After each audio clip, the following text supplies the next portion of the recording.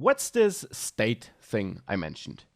In general, state is data or information your app or your widgets in your app use. State can be things like a username, or in our case, the index of the question we want to show. So app-wide state would be things like, is the user authenticated?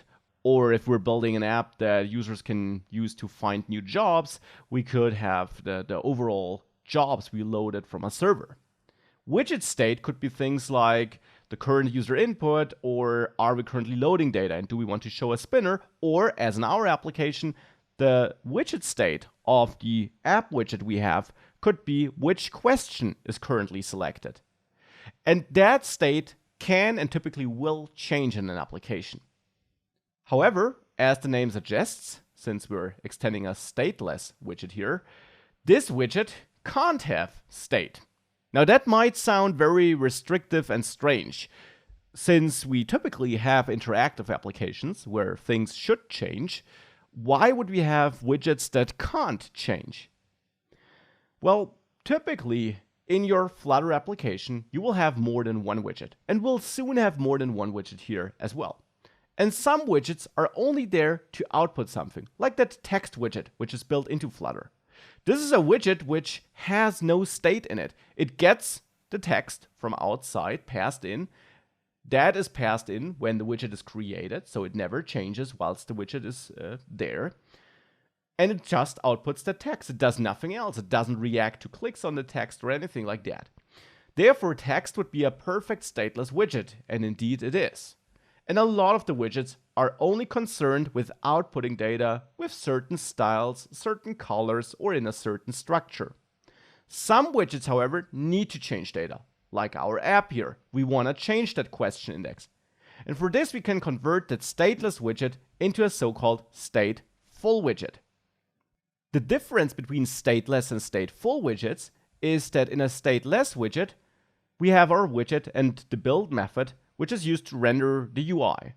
Now we can pass in data from outside into the stateless widget through the constructor of that class, so of the widget class.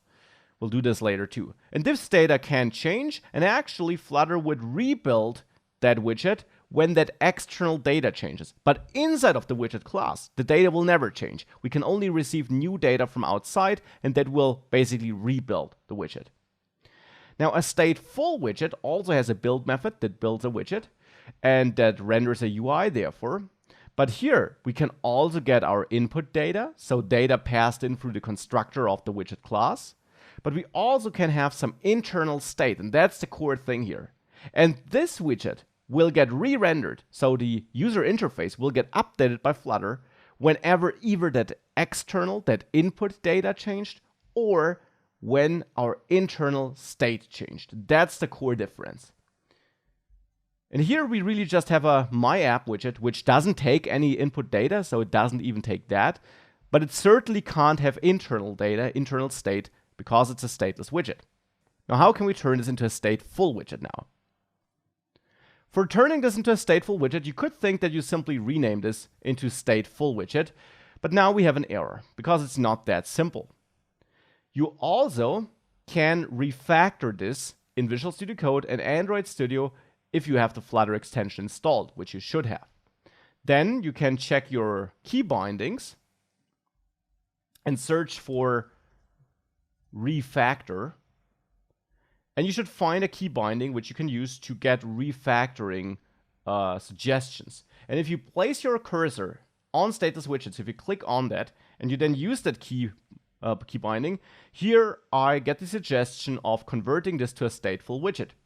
We could do that, and in the future we will take advantage of this because it's super fast. But here I won't do that because I want to show you what makes up a stateful widget step by step. Now, the first step is indeed that you rename this to stateful widget.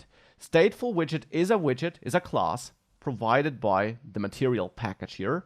So this exists, so you can use that. Now, however, a stateful widget is a bit more complex than a stateless widget. It's actually not just one class, it's instead a combination of two classes. So let's close the curly brace of our first class here. Let's add a second class with all of that content down there with the build method and so on being part of that second class. This is now typically named myAppState. Not myAppState, but your widget name plus state after it. So in this case, myAppState, because my widget here is also named myApp. myAppState now extends state. And now you can open your curly brace again. State, again, is a class imported from Material Dart, and state is a generic class. Now comes the more complex part. Why do we have two classes, first of all? Because the way Flutter works internally, into which I'll dive a bit deeper later, is that the widget itself can be recreated. This class can be recreated. When the external data changes, this will be recreated, basically. The state, however, is persistent. It's attached to that widget, so it's attached to that element in the user interface which you see. But unlike that class here, it's technically not recreated. And that's important for storing your state, so that when the question index changes and the external data passed into the widget itself changes, only that is rewritten, is rebuilt, and our data here is not reset. And if that's not entirely clear yet, it will become clearer once we start passing data into the widget itself. So we have that separation so that this data here, the state, can be persistent, whilst this widget itself can be rebuilt. Now we need to tell Flutter that this state class belongs to this widget class, however. To us humans, to us developers, it's clear because of the naming, myAppState and myApp, but the naming is just a convention, it's not a rule. And therefore, Flutter does not take the name as an indicator that this class here belongs to this widget. Instead, to set up a connection, we need two things. First of all, state is a generic type, so we should add angle brackets there, and in between, we add a pointer at our class here. So here I add myApp. This tells Dart and Flutter that this state belongs to the myApp class. So this is one part of the connection. The second part has to be done here inside of the myApp class, so inside of the widget. There, we have to add a new method, the createState method. Now here I get a suggestion by my IDE, and if I hit enter, it automatically adds it for me.